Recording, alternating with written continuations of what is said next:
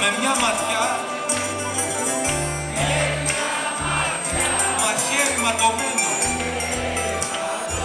Με χαρά όμως. 2 φορές να σ' αγαπώ. 2 φορές να σ' αγαπώ. Και 2 ζωές για να σε περιμένω.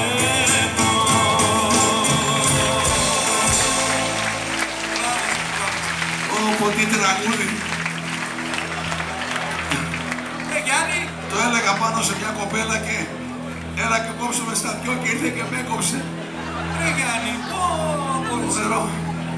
Με έκοψε. πολύ πράγμα. Ρε Γιάννη, μας το έχω πει, δηλαδή, κοίτα, στο έχω πει τόσες φορές. Δηλαδή. Σε ξέρω τόσο καιρό, δηλαδή, στα λέω αυτά τα πράγματα. Θέλεις να την πέσεις σε μια κοπελιά. Ναι. Και θες να της πεις δικό μου τραγούδι. Ναι. Μην της πεις το ένα και κόψε με στα δυο, πες της άλλα. Το τόσα. Δικό σου τραγούδι θέλω, ποιο να πω, το μαχαιρίτσα. Ξέρω εγώ ρε παιδί μου, γιατί. Γι' αυτό. Λοιπόν, άκου. Να σε κορίτσι μου καλά. Να μαλάκα. Το άλλο, στο τσιγάρο. Κατάλαβες. Ξανανά. Ναι, να και από μένα. Αλλά ξέρεις τι γίνεται. Δεν θέλεις να της πεις δικό μου, ρε παιδί. Εντάξει, το καταλαβαίνω τώρα, παιδί. Πες της δικό σου. Γύρνα σε μένα, με κοιτάς και λες μακριμάλι, μακριμάλι. Άντε βρες, καταλαβες. Θα το πιστέψει. Γιατί. Δεν βαριέσαι. Πάντως αυτό το έλεγα και κόψαμε στα δυο. Ναι. Πώς εννοείται. Έτσι ή έτσι.